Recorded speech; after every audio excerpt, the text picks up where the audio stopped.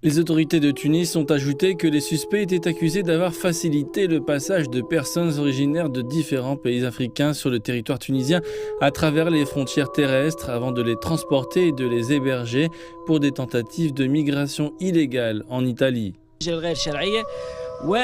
L'arrestation de ces individus étrangers a permis aux forces de sécurité de découvrir et de démanteler un réseau criminel qui faisait passer des migrants de l'Afrique subsaharienne vers la Tunisie. Ce réseau faisait partie d'un réseau international de traite d'êtres humains. La migration irrégulière est devenue une bombe à retardement qui pourrait exploser et déstabiliser toute la région.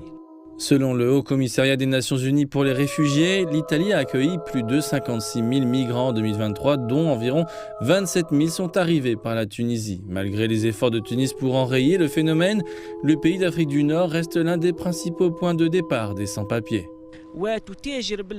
Les réseaux de traite d'êtres humains sont bien organisés et s'étendent à toute l'Afrique. Le voyage risqué des migrants commence dans les pays d'Afrique subsaharienne. Ils atteignent la Tunisie à partir de la Libye et de l'Algérie voisine. Ils séjournent dans la ville de Sfax pour se préparer à la dernière partie du voyage. Sfax est le principal point de transit pour ceux qui cherchent à atteindre illégalement les côtes italiennes.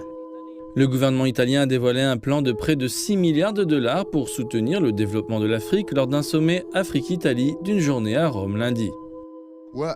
Les autorités tunisiennes ont adopté des mesures rigoureuses pour s'attaquer à l'aspect sécuritaire du problème de la migration irrégulière.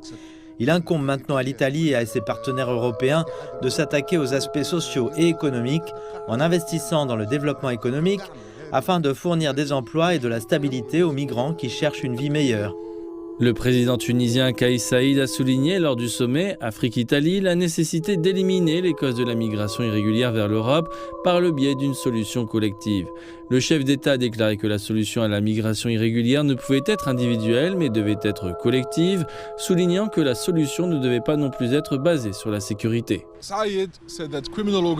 Monsieur Saïed a déclaré que des organisations criminelles étaient à l'origine du phénomène de traite d'êtres humains et d'organes.